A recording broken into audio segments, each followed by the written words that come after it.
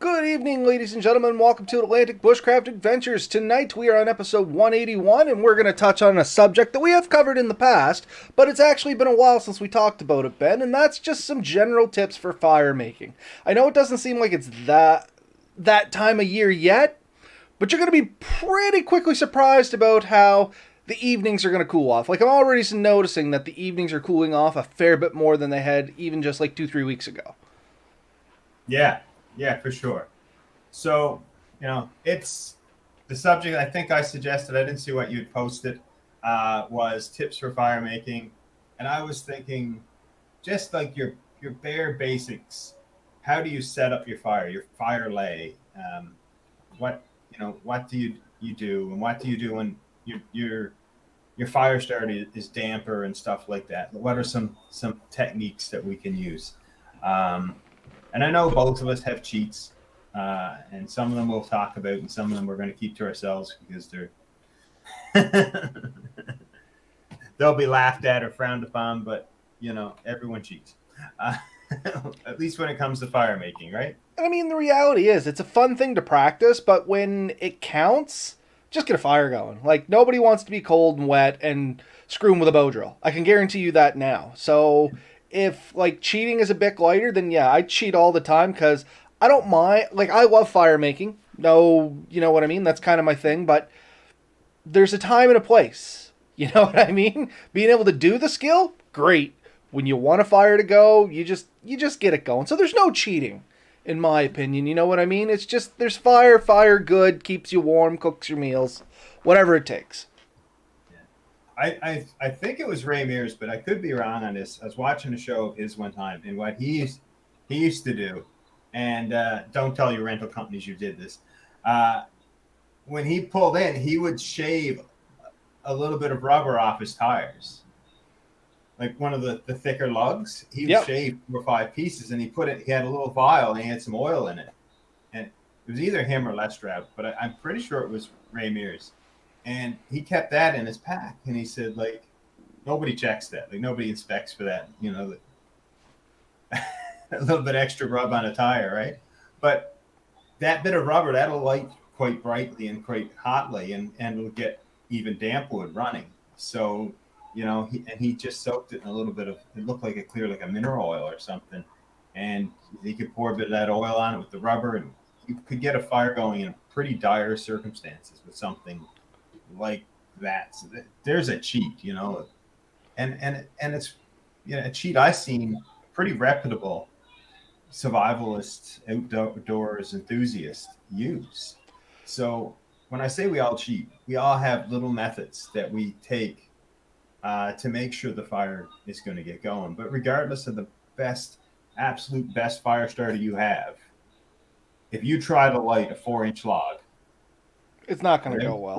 Preparing it without getting any fine material, without good luck, because solid wood does not burn well. You know that. No. I know that. So, just on the thought of the rubber there, something that I was going to bring up in good time for it as any is, and it's not really a secret to anyone, but if you don't know it out there, a real good one is like corn chips or chips in general, because one, you can eat it as a snack, and two, it only takes 2 or 3 of them to get, a good handful of smaller stuff going, and they're very easy to light. Yeah. The cotton balls and Vaseline, another great one. Those will readily catch a spark. Like, you don't even need much of a... If you can get the mixture right, which is actually a little less Vaseline than you think, or petroleum jelly, whatever you want to use, you can literally use the flint out of a lighter if it happens to have died, and it'll catch those things on fire pretty readily. Yeah, you're right. And if you stretch them out a bit and get more of the loose fibers, you don't want it, like you said, you don't want it so globbed up that it's just a glob of Vaseline with a vague semblance of a cotton ball in the center. You just want the fibers to have a little bit of stuff on every one, really, right? And you stretch it out. No, that's completely true. And for anybody that's wondering, the Vaseline itself, not so flammable, but it acts like wax on a candle wick, and that's what you're trying to do, is you get the fluff going, and the petroleum jelly acts as the wax, and it creates an extender. It slows down that burning. That way it'll burn a little longer, and get get your kindling or whatever going a little better instead of just a cotton ball that basically will flash, and that'll be the end of it. You know what I mean? Yeah. So yeah, for sure. And we'll talk more about that as we go. But let's concentrate a little bit because, like I said, no matter how good of a starter you have, how good of a lighter you have, flint steel, you need to do a good fire prep. And I think it's not missed. Any good person who talks to you how to start a fire usually talks about that. It's all in the preparation. If you're properly prepared before you start the fire, your chance of getting the fire going is exponentially better. Where if you just grab what you have readily available, toss it in a pile, and throw a match in it, the chances of you getting a fire are probably about, depending on the materials you have, 50-50 at best, probably more like 80-20. Like just random flammable stuff thrown in a pile and getting a good fire doesn't result in good fires. And I don't know how many times I've, go to a park and get the bundle of wood they provide you, and you really can't get a good fire with that without like an old-fashioned newspaper full, like the big thick newspapers, not the little flyers you get today, but you need a lot of paper to get those that little bit of kindling they give you going. But with the right prep, and by that we mean like the smallest kindling you can find, like stuff that's what size of your pencil lead. You know what I mean? Mm. Right? And then you get the pieces that are the size of your pencil, and then probably the size of maybe your thumb, and you keep working your way up incrementally. And you want a decent sized pile of each of those things until you can get to the point where you're putting your 4-inch log on. Right? Well, there actually is a general rule of thumb on that. I don't know if you're aware of this one either, Ben, but it's your naming was almost on, so I'm assuming you're somewhat familiar with this. Yeah. And it's the pencil lead. You want like a handful, the size of your thumb, about as long as your arm. You want an arm load, and then your fuel, which is as big as your wrist and as long as your arm, you want about enough stacked from your foot to your knee just to get your fire going, and then whatever your fuel wood is going to be after that. Yeah. And a general thing is when you think you have enough wood to go for the length of time you think, double it. Yeah, at least double it. And I found that works with experience. I think you really do get to judge it a bit better. And, how big of a fire are you planning on having? If you're managing to keep it to a small cook fire, you don't need a ton of wood to go all night. Like you can keep a small fire going for hours with surprisingly little wood. But every couple of inches in diameter you go bigger, it's exponentially more wood. Right? No, and that's totally true. And I mean, even for seasoned people, it's real easy to underestimate how much wood you're going to need because the fire always tends to get a little bigger than you thought, especially if you're out there with other people. Like your little camp stove kind of fire, that's great for one person. You're going to take a lot more fuel than you think, but then when you actually get a campfire, you're looking at 1.5 2 foot diameter fires. That takes a pretty good chunk of wood to sustain. Yeah. I call that the manhole fire, like the one that's about the size of a manhole, which is about I would say your average backwoods camping fire, what most people end up building towards. And then if you get a big pile, then you're talking 4 or 5 feet across. Like, you can't jump it. And at that point, you're generally burning logs. Like you've stopped burning firewood and you're now throwing 4-foot lengths into it and just piling them up. And you go through a shocking amount of wood with a fire that size. And that's your bonfire. That's your party fire for sure, right?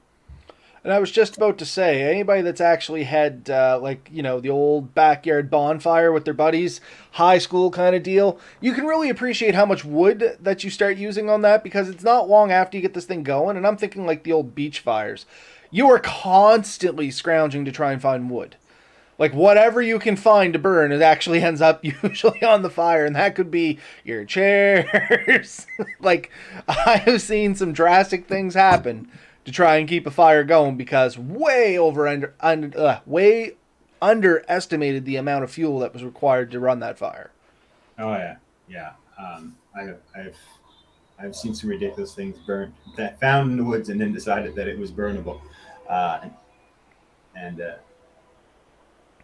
furniture, tires, buildings. Whatever would end up on the fire, if you get it hot enough, it will burn. But you Yeah. did talk a little bit about your fire structure. Another good thing to keep in mind there is your base itself. Like you can't get a fire going on damp ground, it's not easy to get a fire going on damp ground. No, because as the fire produces heat, it's evaporating that moisture and it's getting in. It's self dampening itself, and even if you get a fire going on damp ground, it tends to struggle a lot until it dries that ground out.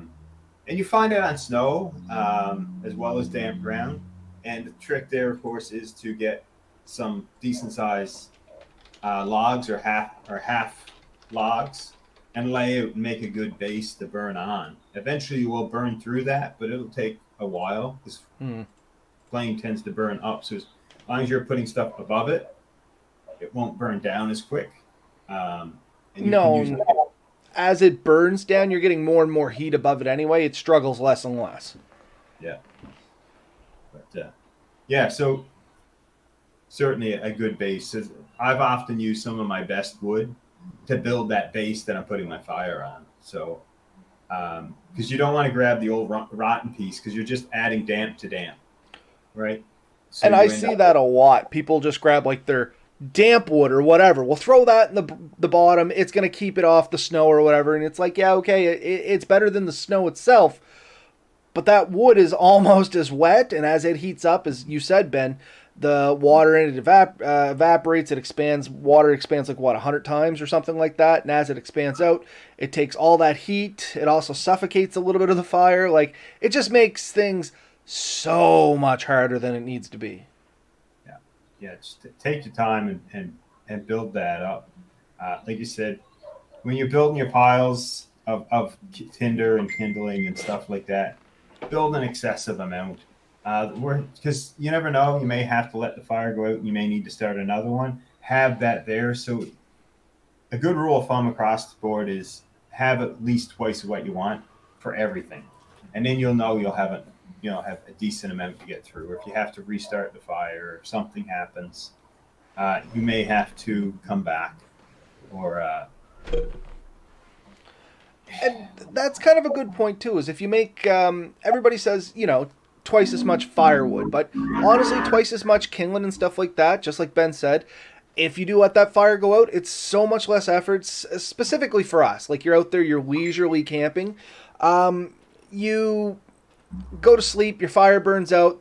You want to get up in the morning, you want to have a hot breakfast, cup of coffee, whatever your thing happens to be. You don't want to be scrounging through the woods looking for all your stuff then to try and make another fire. It's so much nicer just to wake up, and even if you have just a couple coals, throw that extra kindling and tinder on it that you had and just a couple breaths of air and boom, you're into a fire.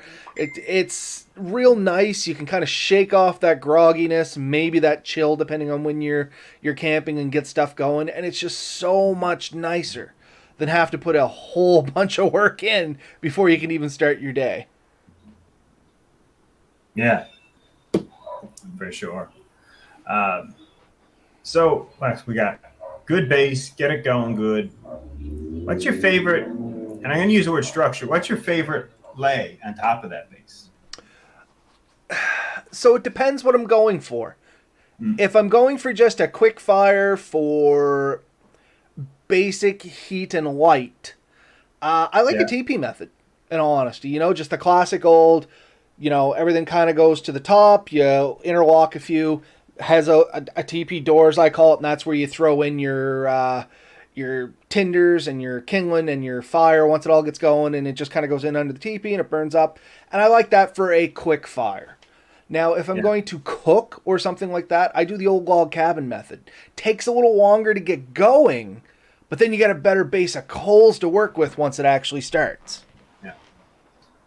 That tends to be my favorite, the log cabin, and sometimes I'll put like a bit of a roof on it when I'm doing it. But like you said, you stack them all up, make a square, make another square on top of that, keep going back and forth, alternating. As you go up, you put your small kindlings inside, and it really does create a nice fire.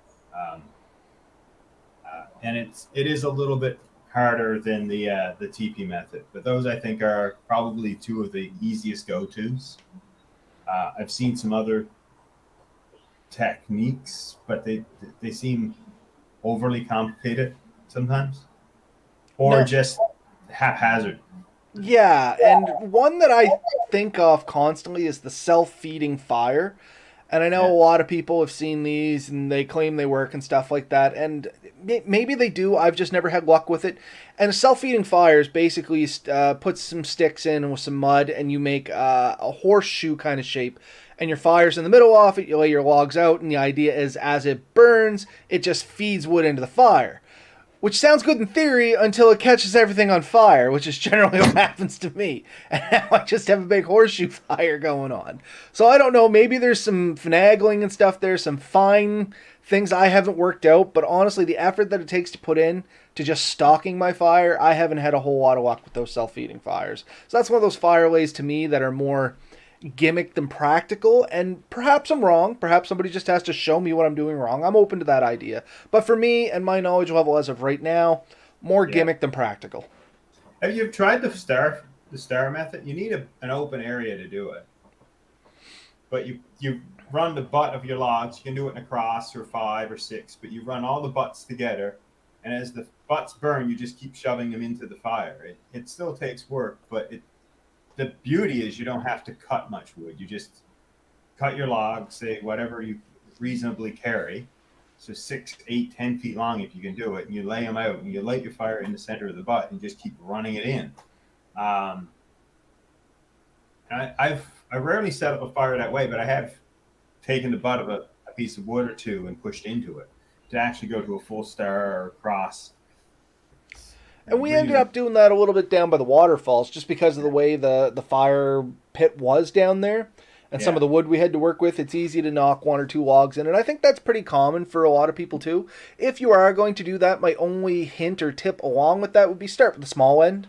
Don't start with yeah, the big end. I mean, there's nothing wrong with it, except that if you start with the big end, your firewood kind of gets exponentially smaller as you keep burning it. As for if you start with the small end, one, it's going to help with growing that fire because more surface area equals better flame, of course. But then as you feed it in, it's probably moving a little later into the night. And you're going to want to be into banking that fire anyway. So the idea is by the time you feed that log all the way in, hopefully the butt end, the biggest part, is now your banking wood, and that should smolder through the night. Real good idea with like long fires. If you're doing the old super shelter and yeah, fires in between, you start with your long fire, you take your two small ones and you kind of crisscross them like this, and then just keep feeding them overlapping into each other. And then by the time you hit the big butt ends, that's going to hopefully keep your fire going a little longer so you don't have to wake up every 30 minutes to stock the fire. You might actually get like an hour and a half sleep. yeah, yeah. Um, for sure. Um, so I guess before we get too far off, I'm just trying to keep us in sort of line. I know we'll probably still get the hour of this. When you're collecting this wood, now I like to look for standing dead branches oftentimes because I find when they hit the ground, more often than not, you got to pick them up and they're still really flexible. Yeah. And they look like they've been down there forever, but they do pull the moisture from the ground. And even in the rain, when you pick up, like, especially spruce in Atlantic Canada, I'm going to see what it's like here. I haven't gotten in the woods here much yet. But there is definitely some of the lower branches that haven't seen a lot of sunlight because the upper branches have blocked the sunlight. They're usually dead, and you can snap them off real easy. And that's a great supply of wood. And just a health and safety uh, hint here, take your axe or your knife with you and cut them off close to the trunk, nice and flat. Because if you just grab them and snap them all off, you leave oftentimes a nice sharp thing about eye level to walk yourself into or fall against later. So just clean that up when you go. If you're not hurting the tree, it's a dead branch. You're probably doing it a world of good. But you can get a ton of firewood that way. And usually just like walk just off the trail, and a lot of trees, a lot, especially evergreens and stuff, and aspen, poplar, whatever you want to call it, often has dead branches that it's just sacrificing. And oak trees. When I had my oak in front of my house, I mean that thing dropped dead branches left, right, and center. Like I'm surprised We it had got any some to go branches back left. the house here, and they're constantly falling off, like you said. And beautiful burning wood. Oh yeah. So that there's a supply of relatively dry wood because it's been left up, and even if it gets rained on, it usually dries really quick and it doesn't get down to the core. So that's pretty good. But if it's been sitting on the ground, it may be dry. Don't go around saying defensively. You'll never find dry wood on the ground, but it tends to be less dry. It's a good place to get it. They tend to rot a lot too. I find like laying dead wood tends to turn punky quicker, which is great if you're making a charred material or something like that. Perfect Oh stuff. yeah.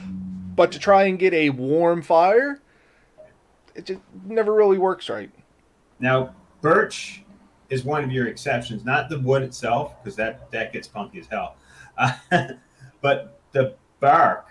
Oftentimes you'll find a laying piece of birch, and you can pick up the bark, shake the tree out of it, and the bark is still good and burnable. And it's damp, but there's oils in it, and it always lights well.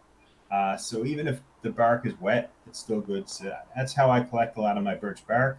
Is not off living trees. I try to avoid that because you can hurt the tree. And I find you can get decent stuff, like nice thick quality stuff, even off laying dead. Even to the point, like I said, where the wood is rotting away. And I've oftentimes just grabbed the knife and drag it through. And when it hits the punk, you can feel it just go through it. It's no resistance. Pick it up, scrape that wet, damp stuff off. You don't need that. Take the rest with you. You can peel it, get some layers off it, and that's an awesome fire starter. And you can fill your pockets with that. And Very easily and very readily. And that's yeah. another good tip for anybody out there in their fire making is a little prep before you go in. Everybody, the classic one is to grab some newspaper and stuff like that. You know what I mean? That's great. Yeah. But a little bit of prep going in, such as bring a little of that birch bark because it's going to burn a little hotter than the newspaper is and it's got the oils and stuff. It'll get things going a little bit better. But I even go as far as to bring some tinder, like some old dried grasses and stuff like that, depending on the method of fire I want to try. And, you know, you'll commonly hear it called part of your fire kit. And that's just it. It's your kit to help you make fire. So if you're taking some stuff in with you, once again, not cheating, you're just preparing down the road.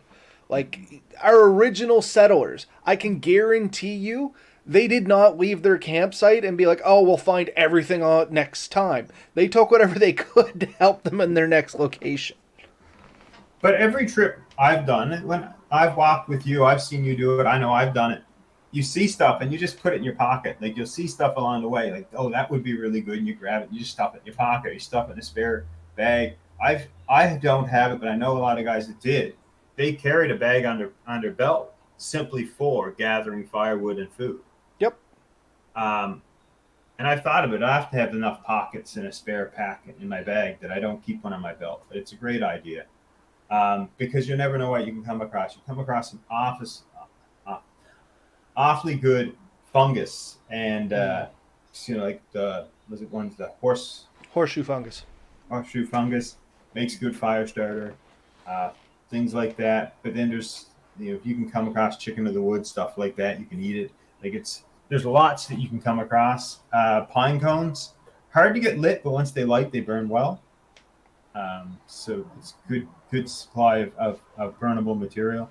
So when you start your hike or your trip in, keep your eye open because you don't have to walk too many kilometers and you can fill a decent bag. But when you get to the campsite, oftentimes because it is a campsite and other people have camped there, the immediate vicinity pick is clean. oftentimes Absolutely barren. pick clean.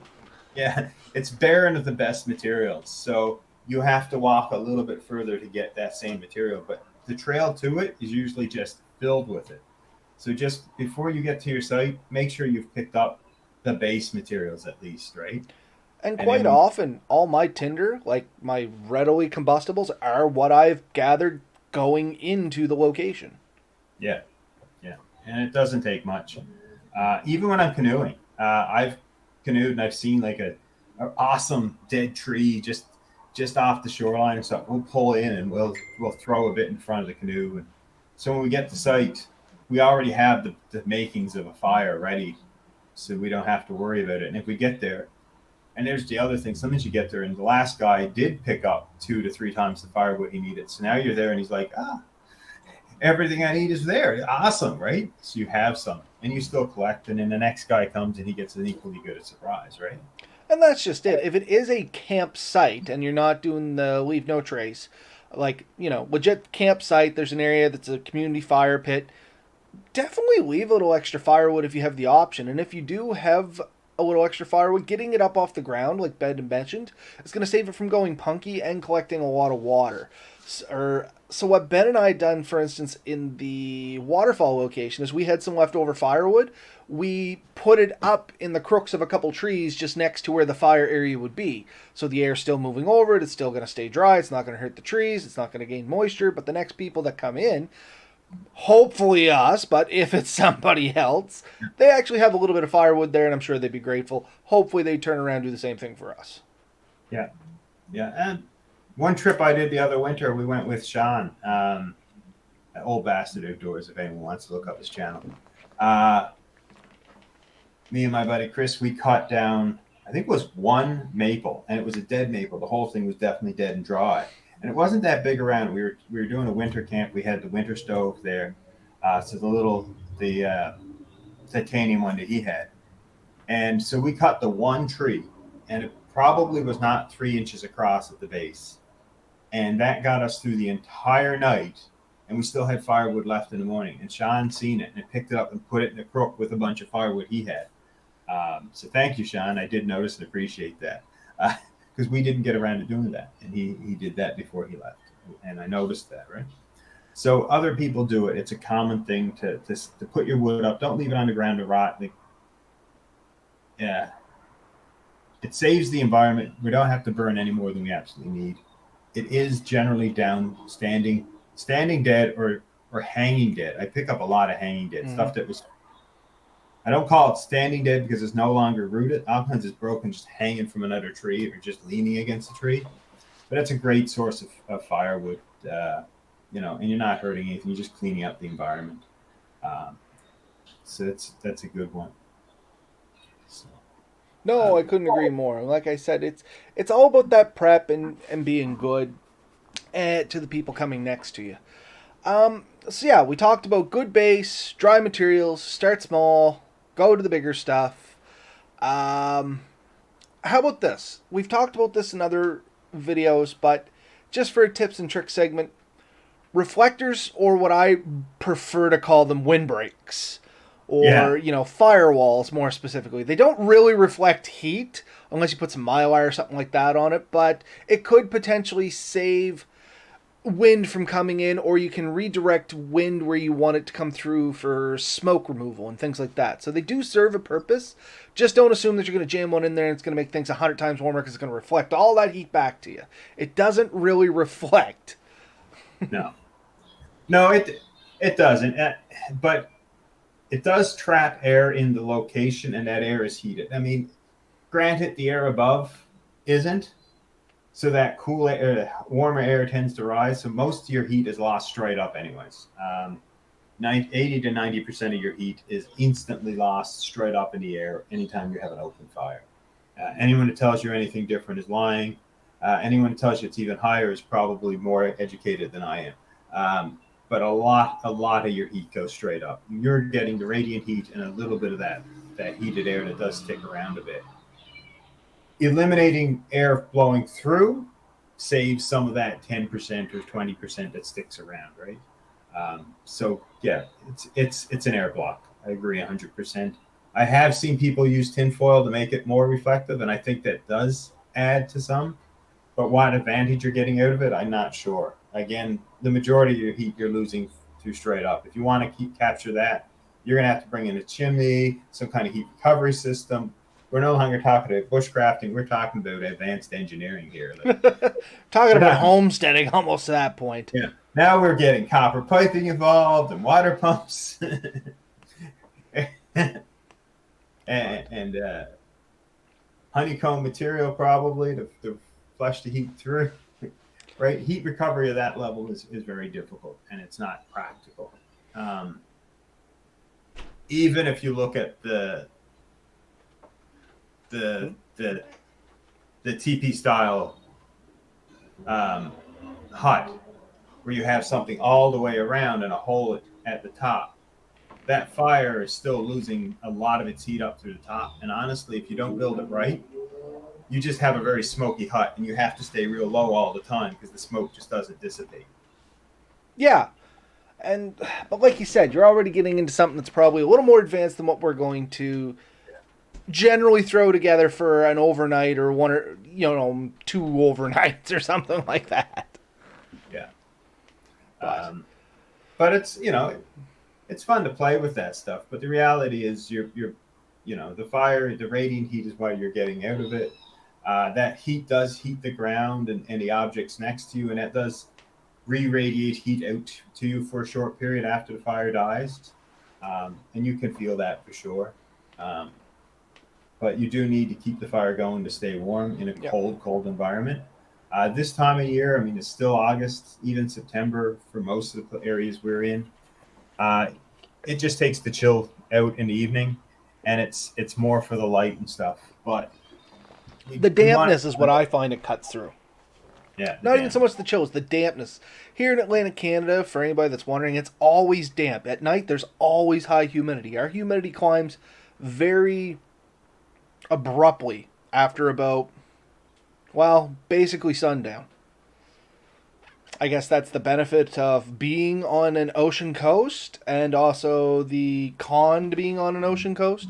Um, is just at night, it's always humid. We very rarely have a dry night. No, no. So, um, is there any comments in there? I can't see. No, no, pretty quiet here tonight. Um, so on that note, we've pretty much covered the basics of getting the fire going. How about we move into some of our own hacks and stuff like that, which we kind of started with, but Yeah. good spot to start throwing in some other ones there. So my absolute favorite, and I have like 1,000 of them, is the makeup removers and wax. Mm-hmm. And so anyone who doesn't know how to make those, you go to the pharmacy, you buy the sleeve of makeup removers. I think it comes with like a sleeve of 100, 150 or something. And then you get some wax. I don't care where you get your wax, paraffin wax, beeswax, whatever. You get wax, and you liquefy it in a double boiler, ideally, and you just dip each one in and let them soak, and then just lay them out. They harden quickly. The thing is, sort of like the wax or the paraffin. Cotton balls and petroleum jelly. Yeah, yeah. If you overcoat them in wax, they're not going to light well. So what I do is I break them like a biscuit and rough up the broken edges. Sometimes I'll break them in half or quarters.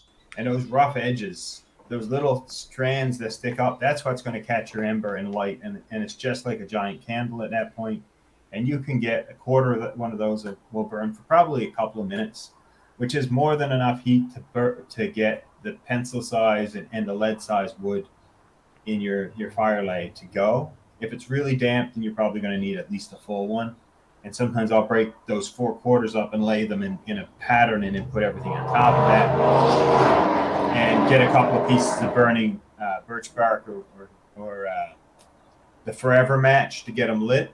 So you get them strategically placed and get it lit.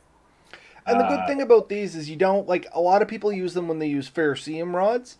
You can use these with lighters and matches too, folks. Like, don't think they're exclusively for primitive fire making. These are fire extenders. Doesn't matter how you're getting that spark or that flame. This is just going to extend it beyond literally lighting your lighter and holding it under your fire. So I used the term forever match and immediately thought, does everyone know what that is? And it's basically a steel tube or a copper tube, but a thin tube with twine through it that's wax impregnated. And you pull that end out, you can spread it out and light it with a ferrocerium rod or even the Bic lighter that's wore out, but anything will light it.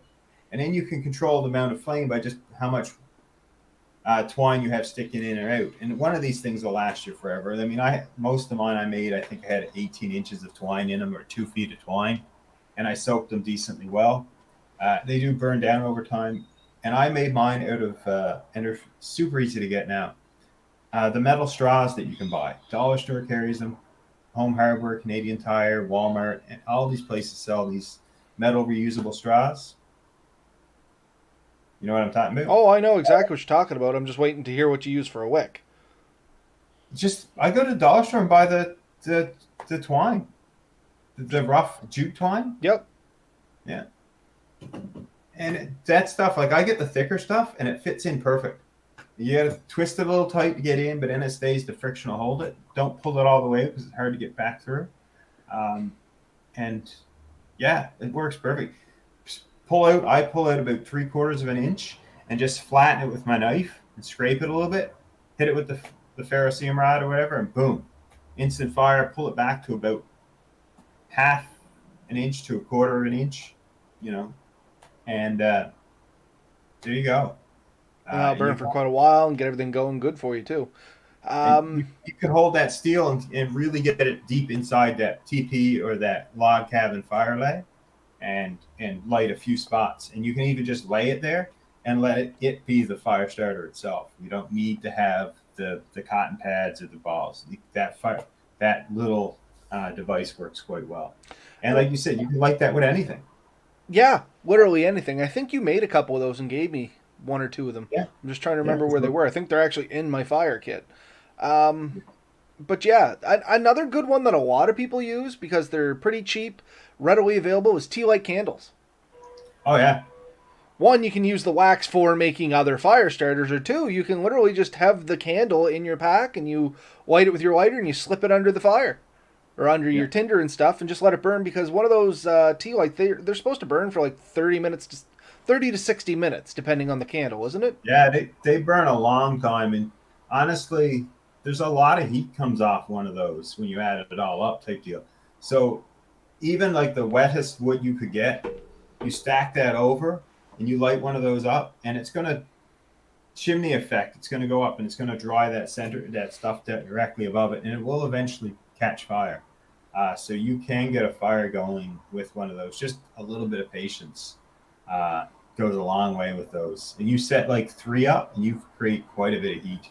You I was can gonna set say 3 I've of seen those. people cook on 3 of them. Like, don't get me wrong, not 6, 4, 7 course meals, whatever, but Yeah, like they put off a lot of heat. I they're think. generally cheap. Like you can usually pick up a 24 pack or a 36 pack for under $10. Oh, It's one of easily. the, I think the Great Canadian Dollar Store, you pick them up for under $5. Mind yeah, you, it's been a while since I bought tea lights, and with inflation and all that stuff, maybe I'm well out of the loop. I don't know, but they used to be but very cheap. yeah. Um, any candle will work. I've seen people use birthday candles. They don't last very long, but they can get going. And you can put date ourselves now, right? You get like a film canister. You can get like 10 or 12 into a film canister. Snap the cover on and use one per fire.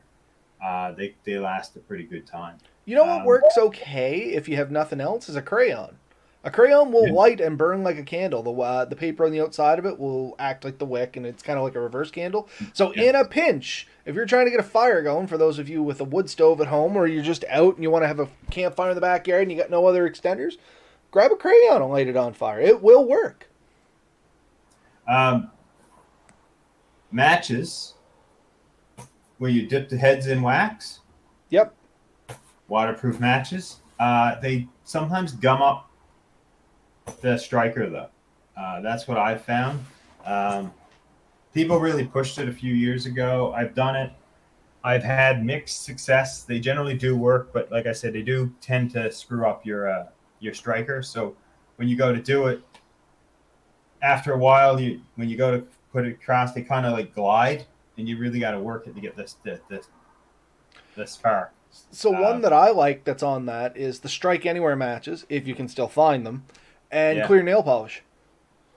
yeah, that works good too, and that doesn't gum it up as bad. No. And where they're Strike Anywhere, like any kind of semi-rough surface, if you just give them a couple of quick strikes, it'll break some of that nail polish off, and then you can usually get a pretty good light on off a rock or something like that. Is generally what I would use. Yeah, so those are definitely great methods.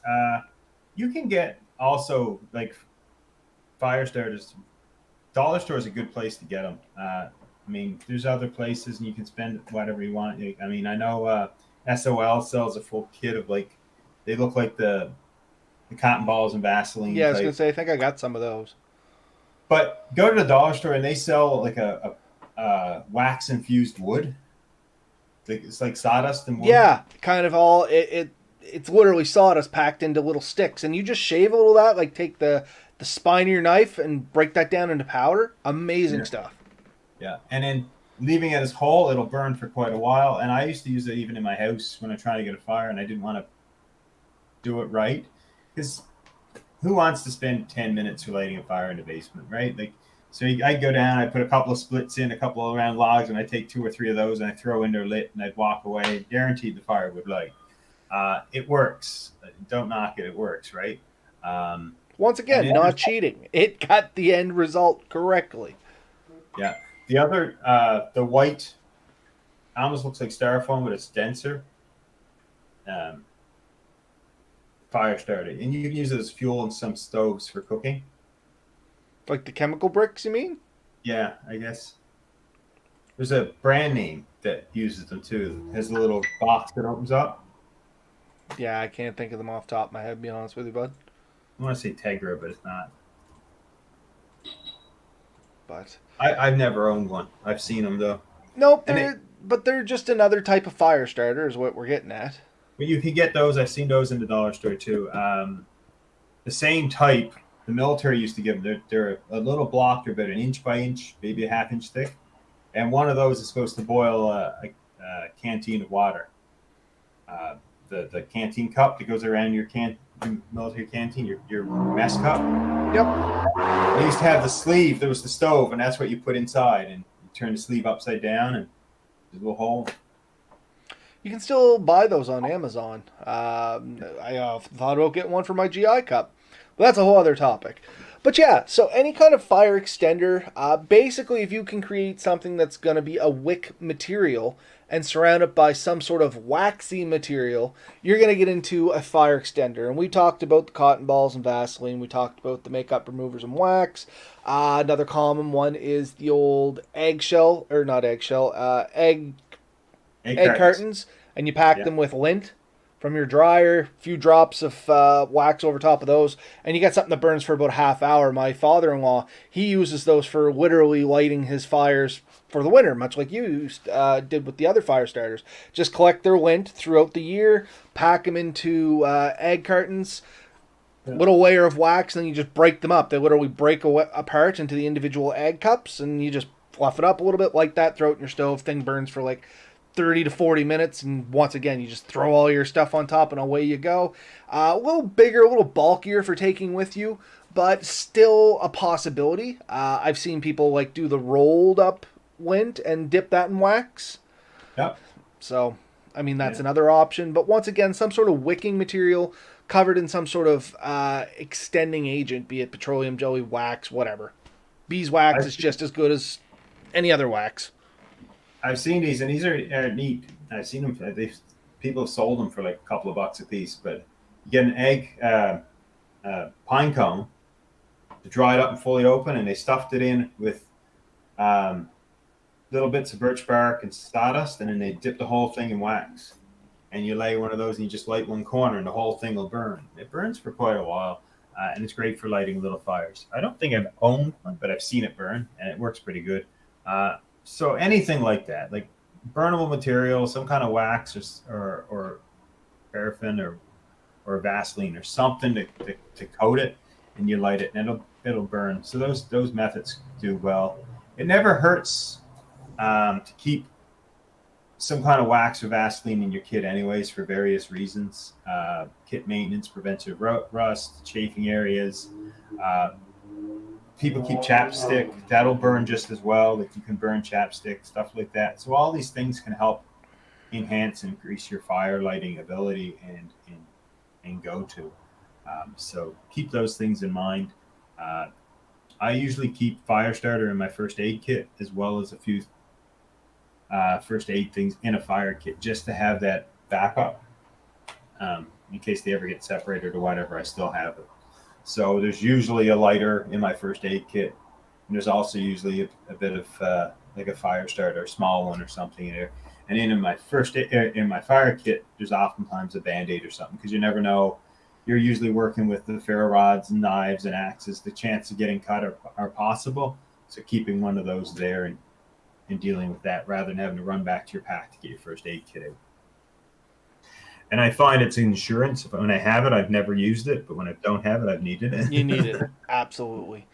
Um, uh, so there's only one real last tip that I wanted to bring up on my list here, and it's the actually have a fire kit. Or something where you're keeping all your fire making materials in it. Everybody's the big thing I see people going out there is, oh, I got my lighter. Fire's going to be great. That's only the one part of your fire. So your fire kit, once again, personal opinion, should include your ignition source, potentially some light tinders, maybe a knife for working down those materials, whatever you're going to be doing. Potentially a little saw if you want to put that into your kit, but I take some sort of saw or axe, and that's part of my actual going in gear. But if you're not going to have something like that, you definitely want some sort of little cutting device in there to break down materials. But the main point is have a fire kit. I find having all that stuff together in one thing is half the battle. That way you're not tearing around through your gear looking for, oh, here's my lighter, oh, here's my knife, oh, where are those cotton balls? It's just keep it all together, and it's so much more meaningful and gives it purpose and structure, if that makes any kind of sense. so the one thing that you haven't mentioned and I haven't mentioned, sort of my last hint, is the pocket bellows. Now you can go out and buy a professional, like a brand name pocket bellows, and I don't know what they cost. I think they're like $20. I personally have not and would not. Go to the dollar store, and usually you can find like a back scratcher or something along that lines. It's anything that's like extendable and hollow. Um, Sometimes the selfie sticks are pretty good, like they're thick, but you get one of those things, they extend out. You get them to extend out, say anywhere between 18 and 24 inches long, and you cut the end off, and you can take one end and stick in the fire, and you blow in the other end, and you can really get the fire going. Especially when you're starting a fire, you can get out there and you can blow into the fire. You can direct that air right where it needs to go, and you're not breathing in tons of smoke. And nobody wants to breathe in smoke. Robert's a firefighter. He can tell you more people die of smoke inhalation than actually getting burned to death. People don't burn to death. The majority of people don't burn to death. They die of smoke inhalation and then burn. Yeah. And so, fortunately, they're dead before the fire gets to them, but I'm not sure the smoke inhalation felt much better. But it doesn't do you good. It's not helping your health. Try not to breathe in smoke. Smoke is not good for you in any way, shape, or form. If you feel I'm preaching on this, I am, and I'm sorry. But to eliminate this, these bellows really do work. They work wonders. And when you're having struggle getting a fire, I don't know how often I have had to sit down and blow on a fire to get it going. And if you got these pocket bellows and being able to control it, it's so much easier. It takes a lot less breath, and it's so much more controlled. You're not blowing things out. You're not blowing things where it shouldn't be. So that's my hint to anyone who wants like a pro tip from Ben is get yourself a pocket bellows. Make one yourself. It doesn't take much, and it does a world of good. You know where I really find those bellows come in super handy? The next morning. If you only have that one little coal, it's so easy to blow it into something more with the bellows than try and dig the coal out with your fingers and blow it with your fingers. No, you just leave it in there, get the other coals next to it, use that bellows, really focus it in, build that ember and coal up, and then you can start throwing your materials back on it. And it could be the difference between, oh, you got your fire going in 5 minutes, or basically you had to build a whole other fire. And that is a fun, I know how weird I say, that is one of the funnest things for me when I am camping, is the next morning to see if I can salvage that fire 6-7 hours after I put it and let it go out, or I put it out. And anyone who thinks, oh, I threw a bucket of water on the fire, it's done. As hard as it is to get a fire going, it's almost as hard to put it out once it's going. And what you'll find is that even though you poured a shit ton of water on top of it and you walked away and you went to bed, when you wake up the next morning, the rocks and stuff underneath have dried that out, and some of the wood has still managed to hold a spark, an ember, and it'll light up, and it'll still be just a little wisp of smoke in the morning. You go and you gather all those coals together, and like you said, blow a little bit on one of those coals, and next thing you know, you got hot coals that'll light up almost anything. And you can salvage a fire shockingly easy. Up to and including, I've done it depending on the fire size from the time before, 24 hours later. Yeah. And it, like you said, Ben, it is real easy. It doesn't take much, and you can really extend those coals over because, as anybody that's ever played with fire should know, the ember starts in that coal, but then as you introduce the air, if it's already charcoal to some degree, it's already carbonized. You don't really have to burn it anymore. Most materials don't burn; they produce gas. The gas burns. Science, you know what I mean? But that charred stuff, that charcoal, is already basically a step away from being gasified. So it Yeah, really readily. gives up its carbon. Exactly. And I'm trying to think of a way to say this without throwing a whole bunch of words together that mean nothing. But yeah, it's ready to go. You know what I mean? It only takes that little bit of air. And if you can focus it in, you can gather it all together and have a real nice big coal and just throw a handful of wood on it and you're back. You're golden, pony boy. You know what I mean? I mean, to look at the science of it, your gasoline, your diesel, it's a hydrocarbon. So it's a whole bunch of carbons and hydrogen molecules, both of which much rather be bonded to oxygen than each other, and they readily let go. With your piece of charcoal, that charred piece of material, it's pretty well 99% pure carbon, and it's not in a very stable form, so it doesn't take much to convince it to just bond with oxygen and take off. And then it heats up really quick. When it does that, it's an exothermic reaction. It means when oxygen bonds with it, it releases a ton of energy, and that energy causes a cascading effect, perpetuating that fire. And that's how easy it is to light carbon on fire. Don't try it with diamond ring, though. It's a bit more stable. If anybody wants to look into that science behind it, what you just want to look up is the fire tetrahedron. It's going to give you a lot of that. What Ben was talking about was the chemical chain reaction. Basically, you need heat, fuel, and oxygen, and a or self-sustaining chemical chain reaction to have fire. That's the short of it. And what did you just catch? So we're still. Anyone who hasn't paid attention, I've recently moved, and I'm still trying to get settled away. So, This thing just fly amongst the house and try and take you out. So, anyways, we've managed to beat this overly simple, in some people's mind, subject for a solid hour now. So that's pretty good. Yep. Probably a good place to end it before we start delving down rabbit holes. We could definitely talk more about this. This is a subject that we both enjoy. But, the best way to build a good fire is to practice and learn on your own. Through experience, you're going to get a real good feel of this thing. But we've given you some great tips of how to get started, how to get it moving, what to look for. The art of fire is just that. It's an art as much as it is a science. And I think it's worth learning about for everyone. And if you're going to spend time in the woods, ability to light a fire in a quick and efficient manner actually can be the difference between life and death. And if you doubt that, try falling in frozen, through the ice in near frozen water, and then you crawl out and get to shore. You have very few minutes to get warmed up.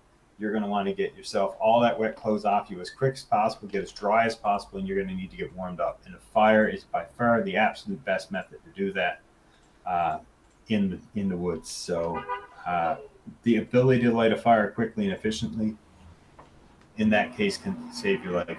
But even on a cold, damp night, just keeping the damp off, keeping wildlife away if you're scared, that light, that heat, it's just going to make your night absolutely 100% better. Nobody doubts that. So that's why it's such an important thing. It's one of the core skills, in our opinion. Yep, it is definitely one of those skills, like Ben said. Little bit of practice going to go a long way. Definitely practice it. Probably it's that one skill you're probably going to practice every time you go out, is providing you can make a fire. Yeah, unless there's a fire ban.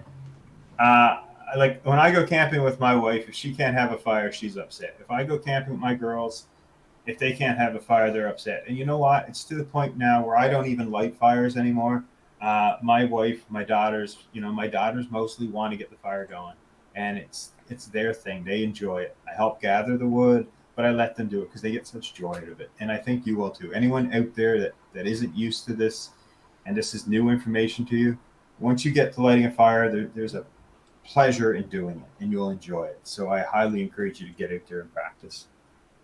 Anyways, I know it's late for you, and it's past supper time for me. So, night all. Get out Night, there. everybody. Have fun, guys. See you next week.